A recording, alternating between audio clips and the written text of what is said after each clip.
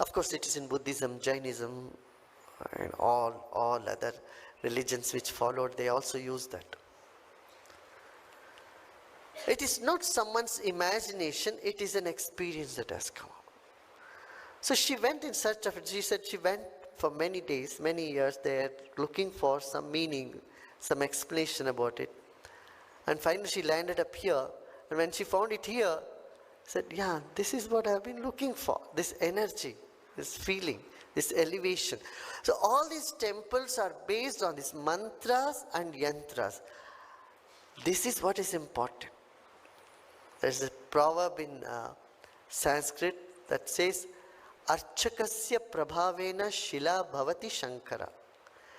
It is by the effort of the worshipper, a stone turns into a divinity. Not on its own, but it is your consciousness, the faith or the intention in you to invoke the prana in that. That a stone can also respond to you or represent to you the infinity. And all these pujas are done with the yantras. Yantra is the main thing, means the diagram. So the Star of David with a dot inside in the middle becomes Ganesh yantra. Flowers around it with a circle becomes Durga yantra. And what is the difference between Ganesha and Durga? Yeah, specific mantra, specific impact. So these are the devatas. This is what Lord Krishna also said. Trayi Vidya, 3 types of vidyas the Vedas proclaim. And that gives you different comforts in life. When there are obstacles coming, think of Ganesh. You know, wherever you put your attention, that strength comes. And elephant is the strongest element. When you think of elephant, you feel like an elephant. I mean, your consciousness, because there is an exchange that is happening between the viewer and what is being viewed. The subject-object relation gets established.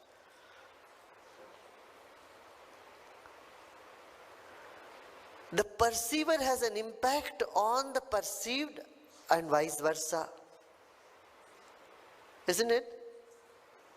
What is this theory called? In physics, this is called, in theory of relativity, is one of the, that is, you are looking at an object and because you are looking, the object is changing, is changed. So you have an impact on the devas and devas have an impact on you. And what are the devas? Everything is devas. What? The fire is deva, air is deva, water is deva, apsu devata. Water is deva, is one of the devas. Fire is deva, sun is a deva. Make good use of them all. Honor them. Which the ancient people of every civilization has been doing. They would honor sun, they would honor air, not pollute air, they would not pollute rivers. If you go to a tribal village, you will see they keep the village much cleaner than any cities. There's so much more cleanliness there. You can't find garbages lying around in any forest. Animals keep the forest clean. Have any one of you been on any safari? How many of you have been on some safari? When you go into forest, you find it's so clean, so pure.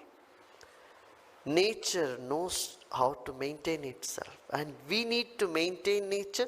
We honor the nature. Nature will honor us. This is yajna. Yajna means honoring the elements of nature. Yajna has 3 aspects. Deva Puja It's honoring the divinity, acknowledging the benefit that they gave you. Honoring the divinity in its diverse manifestations. Honoring the river, honoring the mountains, honoring the trees, honoring animals, honoring human beings. This is Deva Puja. And then Sangati Karana, getting everyone along, taking everyone along and moving. See, you see a good movie, you don't say, I have seen good movie, I want to keep it to myself, I'm so happy. If you try to hold on to your happiness, it's not going to stay with you. You have to spread happiness. In isolation, you can't be happy.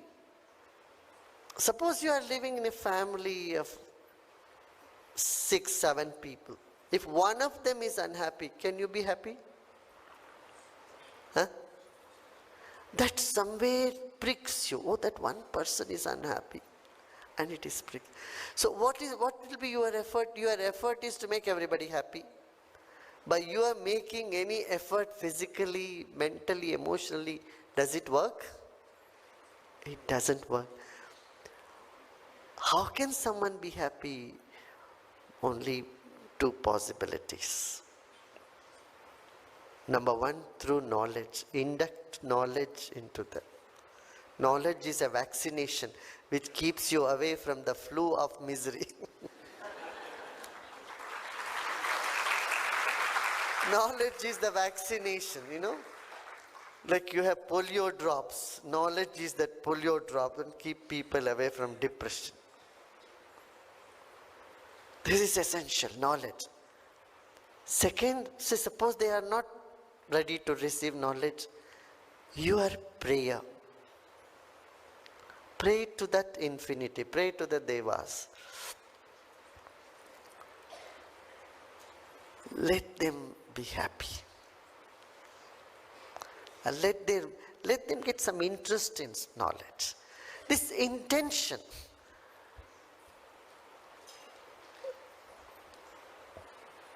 Left brain people would say intention, the right brain people would say prayer. Prayer has that emotional touch. Sankalpa, our intention, has that tarkic touch or logical touch to it. A wise would say both are the same. Wise one would say both are the same.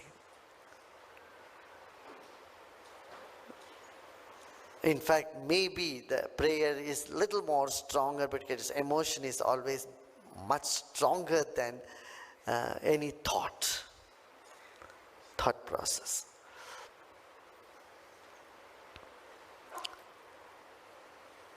So if one person in the family is not happy, you cannot be fully happy. So what you do? You do some karma, some activity, some action to make them also happy. In the same way, if the whole society is unhappy, if there is a threat around you, or if there is an emergency in your state or in your country or in your city, can you be at peace? No, impossible. You can't say, I want to have clean air only in my home.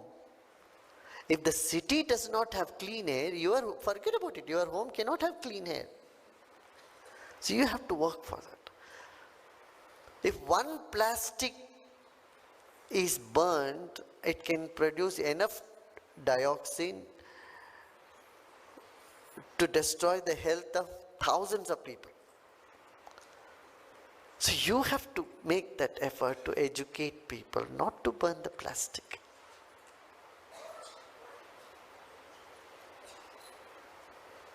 And we have to make that effort to create happiness. If you spread happiness, then your happiness gets sustained. If you spread knowledge, your knowledge sustains. In Sanskrit it said, Nalpe sukhamasti yovai bhuma tat sukham. It's in another Upanishad. Yeah. Because it is very relevant here, I'm quoting this. In the smallness, there is no happiness. That which is big and great, happiness is there. That's why the mind is always running for something bigger. It is in search of happiness. Here they say, what the Rishi say? Hiranmayena patrena. This mind is on a run for some greater thing. And it is looking for all these glittering things. Something bigger.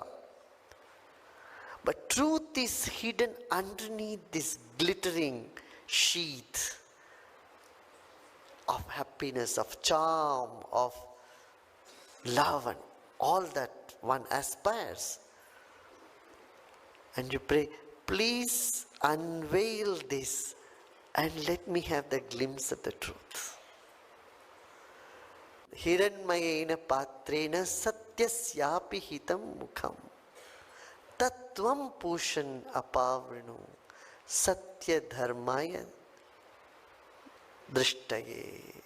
For me to recognize truth and dharma, O my divine, O Pushan, O my divine, you only can unveil this. Please unveil. Remove this glittering sheath that's on the truth.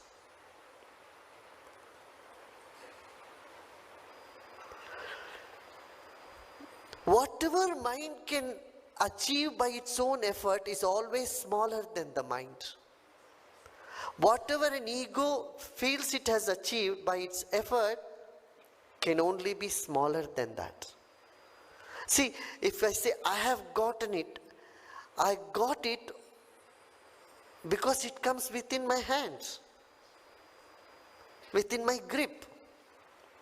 I cannot get something which is beyond my grip or which is bigger than my efforts.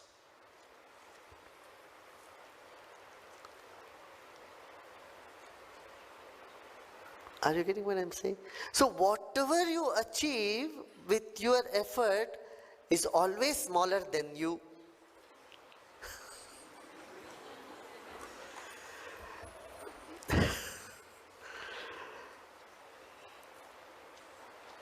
Got it? Anything you may achieve, whatever the highest in the world, but still, if you have achieved, it is smaller than you. And it is not worth. It's not worth.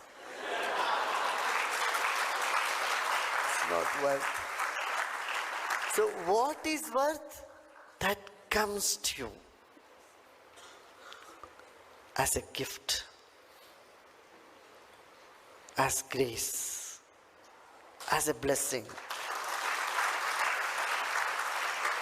And that's exactly, he says, my mind is running after the Hiranmayena Patrina, the golden vessel. It's the glittering, the outer shell. The mind is running after that.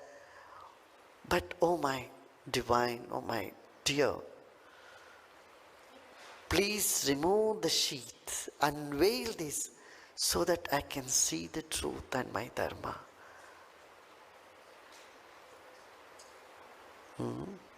Next. Pushanne karsheyamasuriya prajapatya vyuharashmin samuha tejah yatte rupam kalyanatamam tatte pashyami yosavasau purushah sohamasmi. O Brahman, thou art the nourisher, the solitary traveler, the controller, the acquirer, and the son of Prajapati. Do spread your rays and gather your brightness so that I may be able to see or realize your divine form by your grace, and thereby realize the ultimate reality that I am the Purusha that is present in everything. Sohamasmi, I am that. This realization I have to have. For that what? I am seeing all the differences, all these different devas.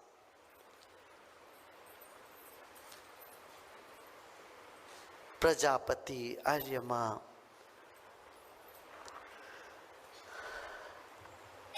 The definite qualities of the consciousness, and then the Purusha,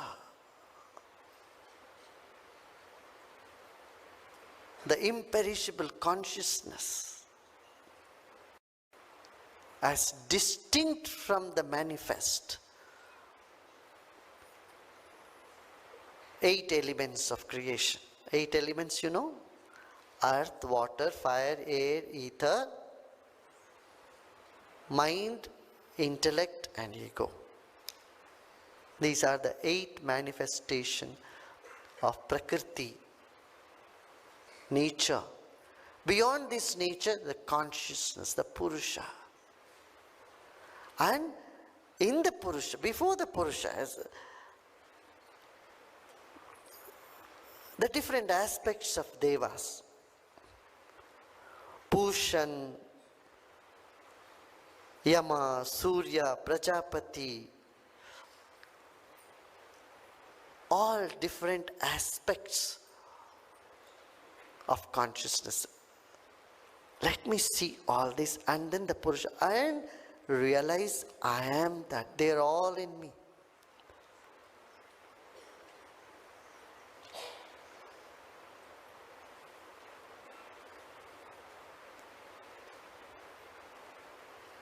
Different parts of the body and the whole, that which connects all the parts of the body.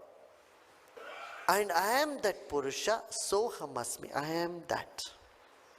Soham, I am Asmi, I am that. वायुरनिलममृतम अथेदं भस्मान्तगं शरीरं ॐ कृतो स्मर कृतगं स्मर कृतो स्मर कृतगं स्मर. O self, let me shed the mortal awareness. Let my prana merge in the immortal prana. Let me remember what I have been of right now. Our body is air, vayu, anilam, fire, water, earth, all these elements, and finally this body is going to become ashes. In the mind,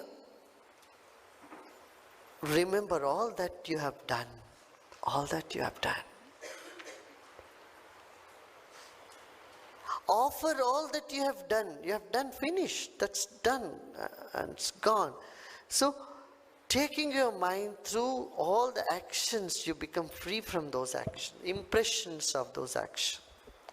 This is actually a meditative technique here. You know, we seldom remember that we are going to die one day. We live here as though we are going to be here forever. When someone dies, we say, oh, poor guy died. You're not realizing you're going to die one day. We don't realize this. It doesn't matter where you live, whether you live in Chennai or Mangalore or Mumbai or Delhi or Germany or Singapore. You're going to die one day. This body of yours is going to become ashes. And how you want to leave this body? Miserable? Full of desires? Full of cravings? How do you want to, when you want to exit from the body, how do you want to exit? Knowing you are Brahman, or clinging on to some little things here and there? Anger against somebody, frustration, and, aversion and anger. We want to live with that? Better not. Better remember all that you did and get it off your head. Get it off your consciousness. Krito smara, kritam smara. Remember it, recollect it, and let go. Om krito smara. Dissolve them in the Om. All that you did. become fresh and alive again. When you remember this body is going to be just ashes, suddenly newness comes up in you, a new life force gushes in you. You are as innocent as a child, fresh, alive and kicking. Not kicking and screaming. 我们先看到这里，就是最后这个就说到说，哇，就是当意识到说，有一天我们都会死亡的时候，在那个瞬间呢，突然产生一股力量，或者我们也可以说，也是一种三摩地，或是一种，我会有时候古局之前有说涅槃，在那个就是有一个新的意识或者一种力量就会出现，就是意识到就是这一些就是凡是我们世间所努力这些东西，它只是一个跟这个无穷大比起来，只是一个现象，一个变化。在那个瞬间呢，你就是进入一个无限大的意识跟空间。好，这个我们可以继续看，就是有机会我们可以再对照我们之前看的其他经典。好，谢谢月芳老师，我们今天谢谢老师，谢谢老师。老师可以把这个放在网站上吗？群组一天吗？因为我觉得这段蛮深的，可能要多看2次才理解。是，你没有在那个 FB 里面吗？FB 群组？哦。